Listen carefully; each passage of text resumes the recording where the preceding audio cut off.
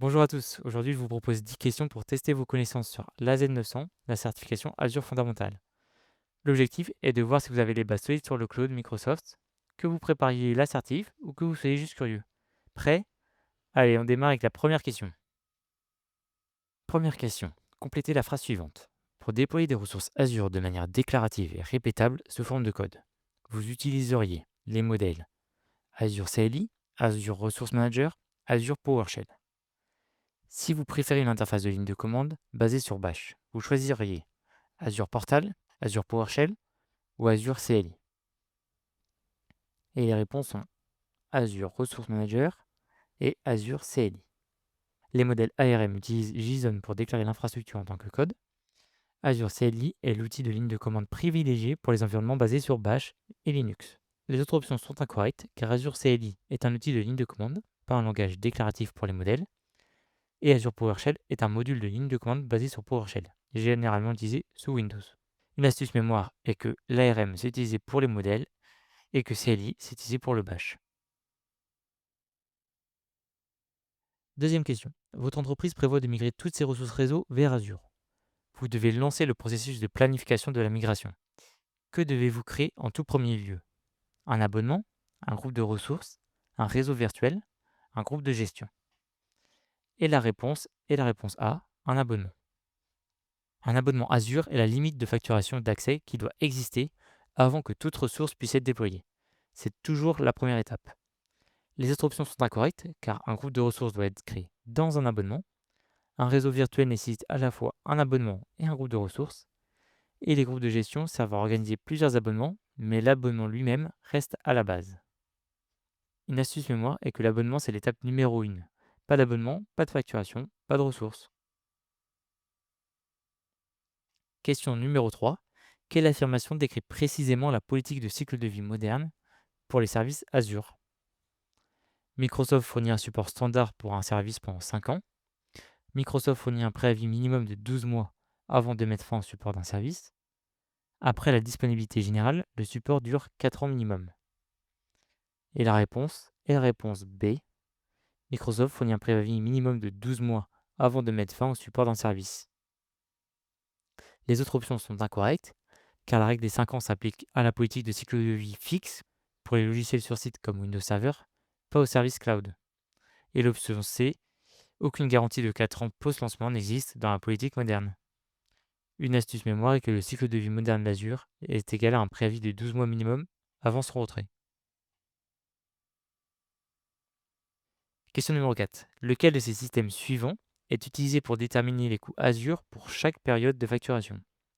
La calculatrice de prix Azure, le site web Azure, les comptes d'utilisation, le nombre de machines virtuelles créées.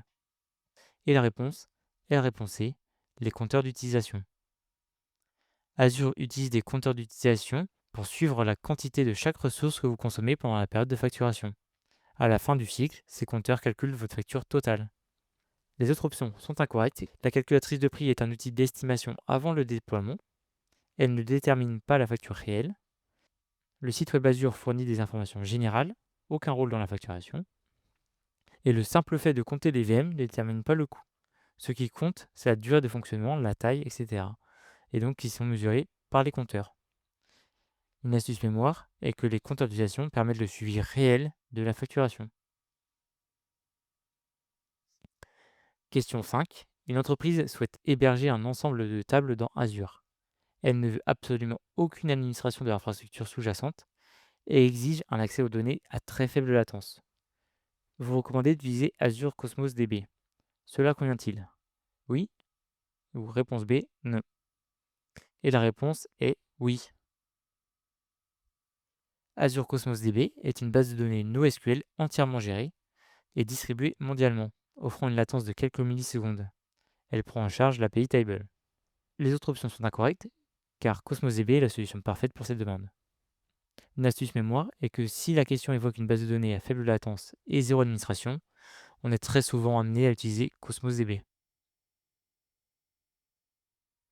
Question 6. Évaluez l'affirmation suivante. L'autorisation, l'authentification ou la fédération est le processus de vérification des identifiants d'un utilisateur. Et la réponse est la réponse authentification. L'authentification consiste à prouver que vous êtes en vérifiant vos identifiants. L'autorisation, quant à elle, détermine ce que vous avez le droit de faire une fois identifié. Les autres options sont incorrectes car l'autorisation gère les permissions, pas la vérification d'identité initiale, et la fédération permet la confiance entre différents fournisseurs d'identité. Une astuce mémoire est que l'authentification c'est égal à qui vous êtes, alors que l'autorisation c'est égal à que pouvez-vous faire. Question numéro 7. Quel modèle de déploiement cloud est utilisé lorsqu'une entreprise combine sa propre infrastructure sur site avec un cloud public? Un cloud public, un cloud privé, un cloud hybride ou un cloud communautaire? Et la réponse C, un cloud hybride. Le cloud hybride combine les infrastructures sur site avec un cloud public, permettant aux données et applications d'être partagées entre eux.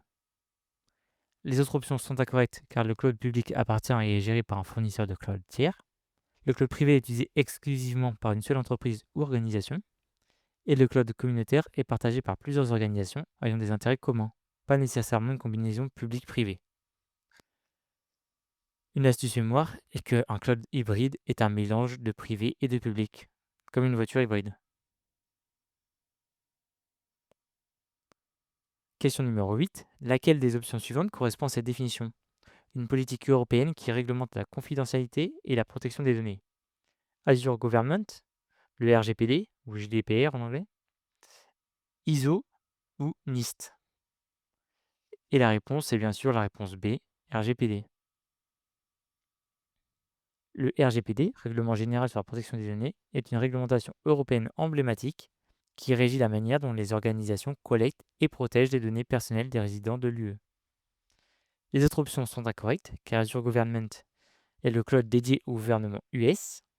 ISO, ce sont des normes techniques et de qualité mondiale. Et le NIST, ce sont des normes du gouvernement américain. Une astuce mémoire est que lorsque l'on parle d'Europe et de protection des données, on fait très souvent référence au RGPD. Question numéro 9. Une entreprise prévoit de mettre en place une solution dans Azure qui doit permettre l'hébergement d'applications web. Laquelle des options suivantes serait la mieux adaptée? Azure Databricks, Azure Logic Apps, Azure App Service, Azure Application Insight. Et la réponse est Azure App Service. Azure App Service est une plateforme en tant que service entièrement gérée qui vous permet de créer, déployer et faire évoluer des applications web. Elle gère l'infrastructure sous-jacente pour que les développeurs puissent se concentrer sur le code. Les autres options sont incorrectes. Azure Databricks, c'est pour l'analyse des big data. Azure Logic App, c'est pour l'automatisation de workflow. Et Azure Application Insight, c'est un outil de surveillance des performances. Une astuce mémoire, c'est que lorsque la question parle d'héberger votre application web, la réponse est très souvent App Service. Et dernière question, une entreprise a besoin d'un service cloud pour l'aider à transformer des données, de fournir des informations précieuses sur ces données. Quel service Azure serait le mieux adapté? Azure Data Lake Analytics, Virtual Machine Scale Set, Azure Virtual Network ou Azure App Service? Et la réponse est Azure Data Lake Analytics. Azure Data Lake Analytics est un service d'analyse à la demande qui permet de traiter, transformer et extraire des informations de très grands volumes de données. Vous ne payez que pour l'exécution des requêtes. Les autres options sont incorrectes, car VM Scale Set est utilisé pour la mise à l'échelle des ressources de calcul, et App Service est une plateforme d'hébergement d'applications web. Une astuce mémoire est que lorsque la question fait référence à Insight et transformer des données, alors la réponse est très souvent Azure Data Lake Analytics. Et voilà, nous avons déjà fait le tour de 10 questions. N'hésite pas à mettre ton score en commentaire et à me poser des questions si tu le souhaites. Abonne-toi et à bientôt dans une prochaine vidéo.